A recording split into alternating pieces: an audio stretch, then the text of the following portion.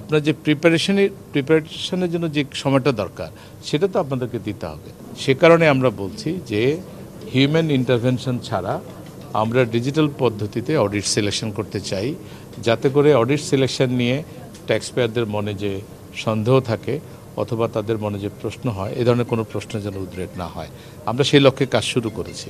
আমরা ডিজিটাইজ পদ্ধতিতে সিলেকশনটা করব। আর আমরা তো চাইবই যারা কর ফাঁকি দিয়েছে তাদের এই কর ফাঁকিটা আমরা ট্রেস করব, আইনানুগ কার্যক্রম গ্রহণ করব এবং গভর্নমেন্ট এক্সচেকারে এই রেভিনিউটা আমরা নিয়ে আসবো। এটাই তো আমাদের কাজ। আপনার যেহেতু আমাদের দরিদ্র দেশ, আমাদের জনগণের যাদের অল্প সামর্থ্য আছে তারা অল্প করে ট্যাক্স দিবে, যেতে চাচ্ছি না এ ধরনের একটা ইনফারেন্স কেন ড্র করলেন। কারণ হচ্ছে সময় তো মাত্র শুরু, প্রিপারেশনে কিছু সময় লাগে যেটা বাইরে দেখা যায় না। দেখেন ওই যে চায়নায় একটা ব্যাম্বো ট্রি আছে, এটা যখন মাটির নিচে থাকে অনেক লম্বা সময় মাটির নিচে থাকে, এরপর যখন এটা উপরে উঠে তখন খুব দ্রুত বড় হয়ে যায়। আপনার যে প্রিপারেশনের জন্য যে সময়টা দরকার সেটা তো আপনাদেরকে দিতে হবে। ডেফিনেটলি আমরা যে বৈষম্যহীন এবং দুর্নীতিমুক্ত বাংলাদেশ যেটা আমরা গড়তে চাই, জাতীয় রাজস্ব বোর্ড অবশ্যই অঙ্গীকারবদ্ধ। আপনাদের সবাইকে নিয়েই আমরা সে কাজ করব।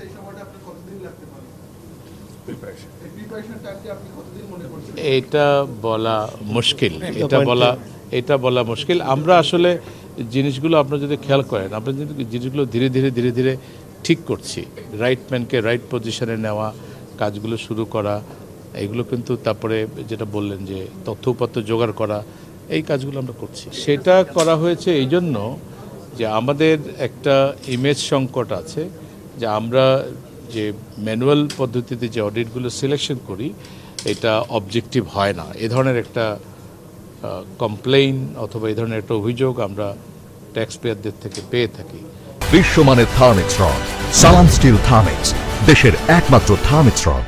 সে কারণে আমরা বলছি যে হিউম্যান ইন্টারভেনশন ছাড়া আমরা ডিজিটাল পদ্ধতিতে অডিট সিলেকশন করতে চাই, যাতে করে অডিট সিলেকশন নিয়ে ট্যাক্স পেয়ারদের মনে যে সন্দেহ থাকে অথবা তাদের মনে যে প্রশ্ন হয়, এ ধরনের কোনো প্রশ্ন যেন উদ্রেক না হয়। আমরা সেই লক্ষ্যে কাজ শুরু করেছি। আমরা ডিজিটাইজ পদ্ধতিতে সিলেকশনটা করব, যাতে করে এটা নৈর্ব্যক্তিক হয়, এটা অবজেক্টিভ হয়, সেটাই। কারণ আমরা তো চাইবই যারা কর ফাঁকি দিয়েছে তাদের এই কর ফাঁকিটা আমরা ট্রেস করব, আইনানুগ কার্যক্রম গ্রহণ করব এবং গভর্নমেন্ট এক্সচেকারে এই রেভিনিউটা আমরা নিয়ে আসবো। এটাই তো আমাদের কাজ। রেভিনিউ অ্যাডমিনিস্ট্রেশনের মূল কাজই এটা। ওইটা বাজেটারি প্রসেসের সময় দেখা যাবে। আমরা শুরুতে আমরা বলেছি যে আমাদের 3টা আইন নিয়ে আমাদের কিছু সংস্কার কার্যক্রম হবে, সেগুলো একবারেই করা যাবে না, কিছু হয়তো ইমিডিয়েটলি আমরা করব, আর বাকিগুলো ফাইন্যান্স অ্যাক্টে আমাদের বাজেট প্রসেসে হবে।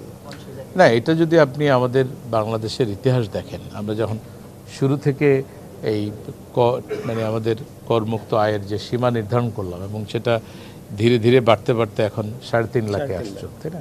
এখন 3,50,000 আসলো। ওটা অ্যানালাইসিস করলেই আপনারা বুঝতে পারবেন যেটা কিভাবে হয়। এখন আমরা মানে ব্যাপারটা এমন না যে আমরা যাদেরকে 3.5 লাখ টাকার উপরে বলছি তাদেরই একমাত্র মানে ট্যাক্স নেটে রাখতে হবে, ব্যাপারটা তা না। আসলে আপনার যেহেতু আমাদের দরিদ্র দেশ, আমাদের জনগণের যাদের অল্প সামর্থ্য আছে তারা অল্প করে ট্যাক্স দিবে। যেমন 3.5 লাখ টাকার উপরে যার ইনকাম, ওনার কিন্তু বছরে ট্যাক্স হয় 5,000 টাকা। সেই হিসাবে চিন্তা করলে ডেইলি 5-6 টাকার মতো হয়। সো এটা আসলে খুব বেশি না, এটা খুব বেশি না। এবং সবাইকে জাতি গঠনের কাজে সম্পৃক্ত হওয়ার জন্য এগুলো প্রয়োজন আছে। আর আপনি যদি সিলিংটা উপরে উঠিয়ে নেন তাহলে একটা বড় করদাতা গ্রুপ ট্যাক্স নেটের বাইরে চলে যায়। এমনিতেই করদাতা আমাদের প্রতিবেশী দেশ ভারতে 23% করদাতা। আমাদের নেটটা যদি আরও ছোট হয়ে যায়, আমাদের বড় একটা অংশ, আমার তো মনে হয় 30-35 লাখ হবে যারা কোনো